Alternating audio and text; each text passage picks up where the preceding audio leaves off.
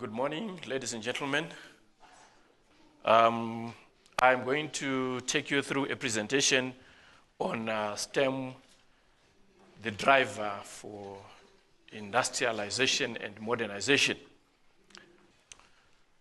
Ladies and gentlemen, the question that most of us have been posing is to ask, what is STEM and what is its role in terms of the socio-economic transformation of our country? There is no beneficiation and value addition which can take place in terms of ZIMDEF unless the country aggressively and deliberately produces a critical mass of people who can drive that process. And it is because of that the STEM initiative also came into existence. We aspire to compete globally as a nation. And that can only materialize if the country produces the relevant skills and competencies to make the industry function, to make industry competitive. And I was thinking and saying, okay, as Zimbabweans, we are renowned of high quality of education. And our quality of education is testified in the sense that we have the highest literacy rate in Africa, at 92%. But there is very little to show for that high literacy rate. One wants to ask and say, what is wrong with this high literacy rate? Because if we've got a high literacy rate, we must definitely have products and services that are competing globally, competitively. And we must be producing products that are actually changing the game at global markets. But that is not happening. Now, STEM products are relevant to industry. That is, they should focus on research, innovation, and come up with technology solutions which are commercialized. If industry is going to run and do well in terms of exports, then it means we need to have people who produce these products, but they must be researchers. We might aspire to industrialize and modernize, but we need to address the real fundamentals that allow us to industrialize and modernize. And one of the critical things that we need to look at in that respect is the kind of skills that we have and the kind of technologies that we are embracing and using.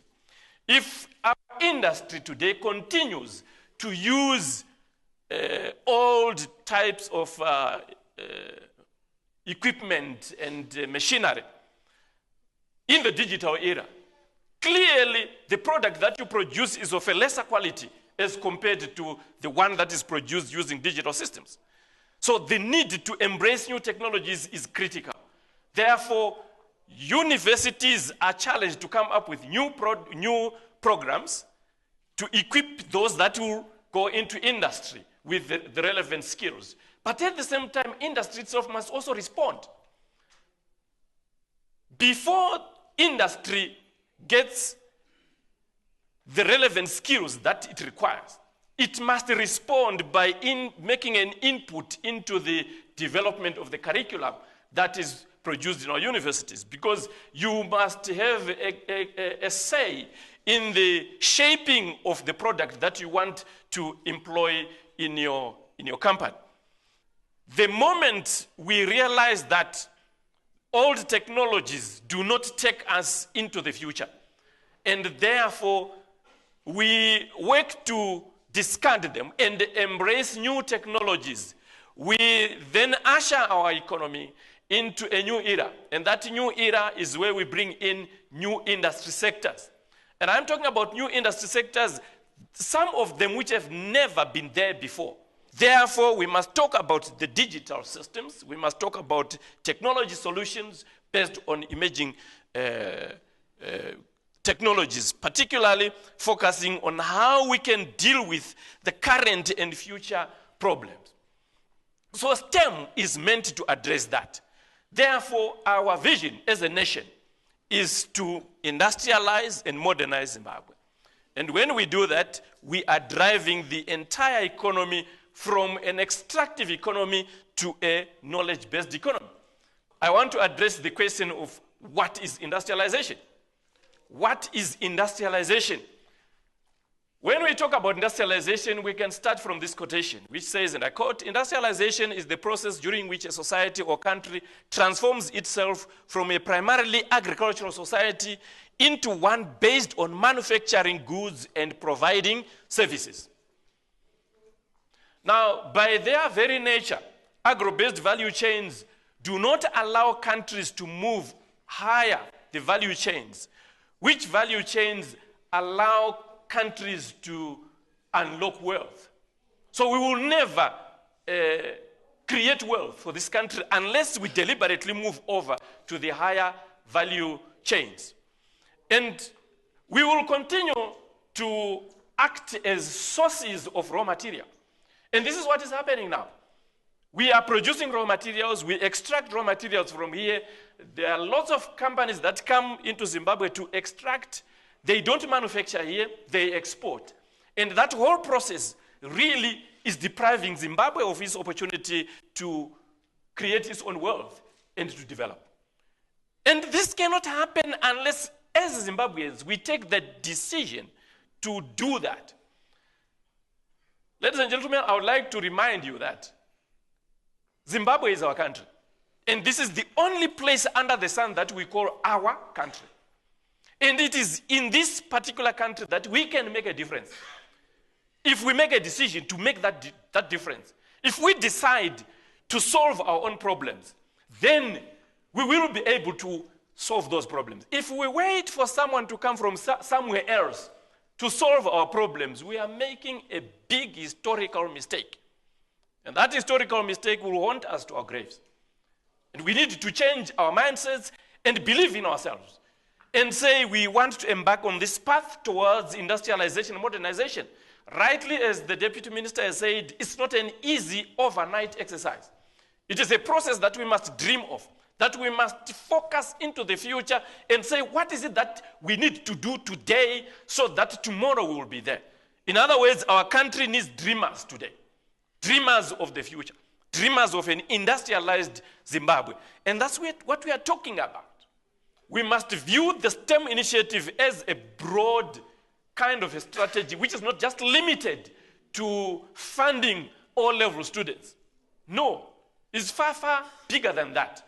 And the issues of infrastructure development should come into perspective. And at the same time, there must be systematic coordination between private and public institutions. As ZIMDEF, for example, collects the 1% training levy, there must be a deliberate strategy where the resources are directed into the critical areas, critical nodes of the human capital development, which will allow industry to benefit and society also to benefit in general. Many machines are going to get connected. And as they get connected, it means your life is also dependent on that. 1992, the first SMS was sent. And ever since that time up to now, the world has never been the same again. Things have changed completely because of that SMS. But prior to that, there wasn't anything like that. And today we have serious problems. And we have allowed ourselves to be subjected to those problems without exploiting the potential that these systems have presented to us. So there are two sides, the industrial Internet of Things, where we are looking at this application at industry level, and then the consumer side of the Internet of Things, where we are looking at these areas. And our curriculum should address these in order to give STEM the right perspective in our institutions of higher learning. And obviously, there is the issue of digital disruption with massive changes that are coming up. And some of the things that are taking place now include what we call embedded intelligence systems that can monitor problems such as diabetes.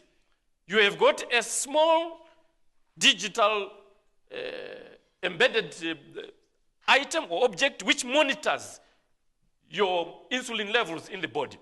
If they are disturbed in terms of their balance, then it injects new insulin to create a balance there. Another area that we need to consider is the growth of the Internet of Things itself. In 2009, there were very few gadgets which were connected. But if you look at 2017, there are 28.4 billion gadgets connected. And we are talking about a planet which has got 7 billion people. If you do the math there, you can then see how many people have got how many gadgets are already connected. And we are saying by 2020, there's going to be 50.1 billion gadgets connected. So each one of us is going to have more than 20 gadgets connected. At least at this particular moment in time, some of us have got 2 or more gadgets which are connected to the internet. And this is why when you come in here, you want to ask for a password, your Wi-Fi password. It's because you want to get connected, isn't it? And these are areas which present opportunities for jobs of the future, industries of the future, virtual value chains, wealth creation, and global competitiveness. Ladies and gentlemen, allow me to conclude my presentation by simply stating that STEM is the future of industrialization and modernization. There is no development outside STEM. We cannot talk about development in any area without harnessing STEM. And to survive, industry should embrace emerging technologies. But industry must also play an active role in making an input in the type of curriculum which is supposed to come from our institutions of higher learning, where high-end skills are being produced. And that way, we will make Zimbabwe globally competitive and grow into the future. I thank you.